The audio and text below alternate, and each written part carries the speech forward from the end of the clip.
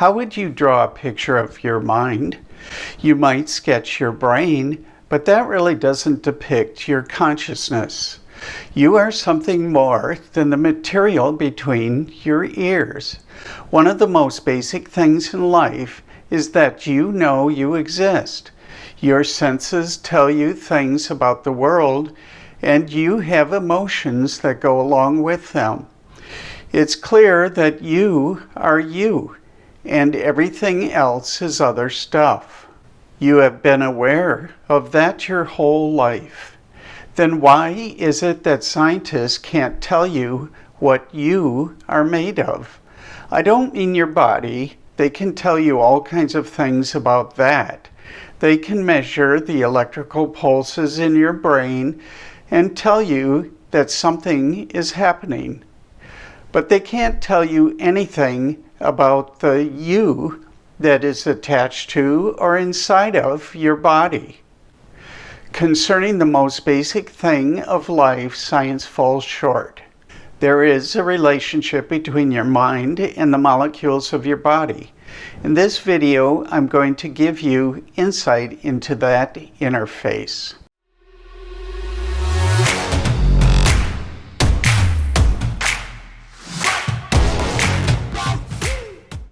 A computer memory cell is an electronic circuit that holds one bit of information. A computer bit has a value of either 1 or 0. I want to suggest a different type of memory cell, not for a computer, but for your mind. This memory cell has the potential to hold thousands of different values, and it is also millions of times smaller than a computer circuit.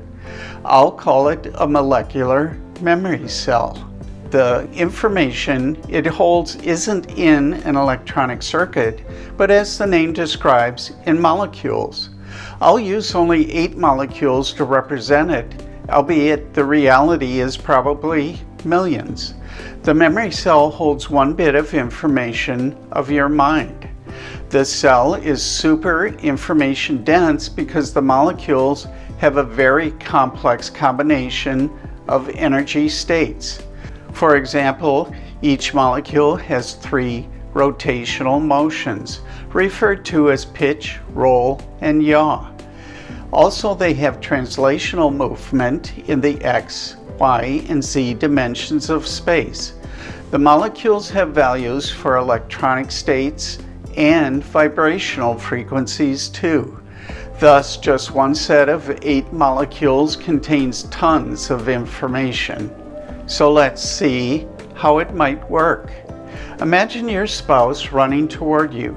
The thought is a continuous event in your mind, but to simplify the discussion, I'm going to break the experience into frames like a movie. Choosing a frame somewhere in the middle of the sequence, we end up with this picture. If you look at the corresponding molecules, you see a specific arrangement. Molecule 1 and 2 are close together, while the others are more evenly distributed. 3 is rotating in one direction, as 4 is rotating in another. Molecule 5 has one trajectory, while 6 a different one, and 7 has unique vibrational and electronic energies from 8. In the next frame, you see a slight change.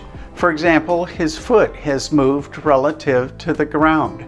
This change in the picture correlates to changes in the memory cell. All the molecules change, but note how molecule 1 and 2 are closer together. It appears as though they might collide in the next frame or two, but that is not a problem, since molecular collisions occur all the time. The stream of thought continues frame by frame, as do changes within the molecular memory cell. They each move forward consistently until an unexpected event occurs. Your mind thinks about a report due at 3 p.m. that afternoon.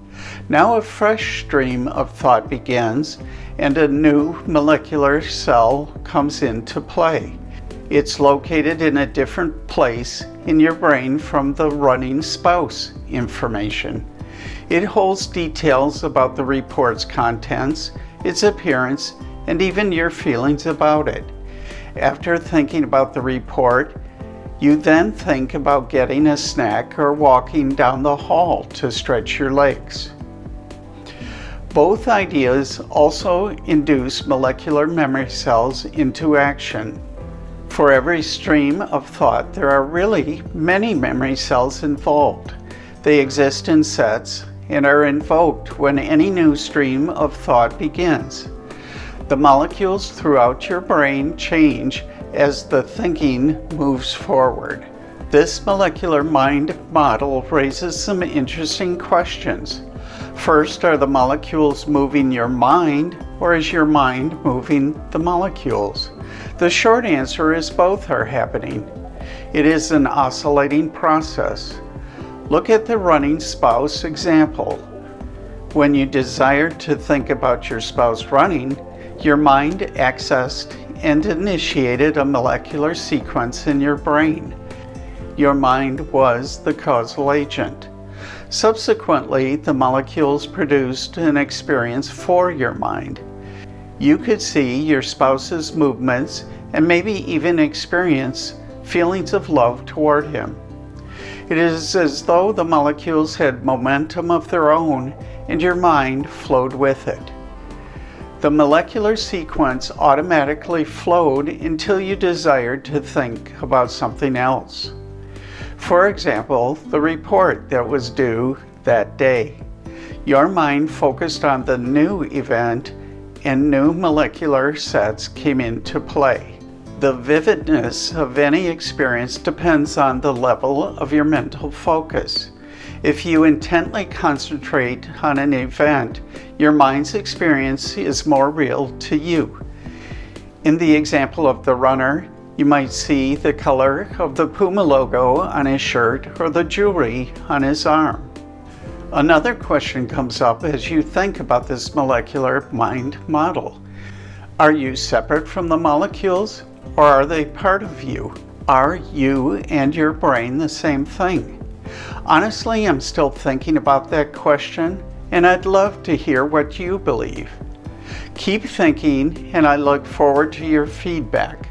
Please leave your comments and questions below, or contact me at my email address. Until the next video, remember humility, thanks, and joy.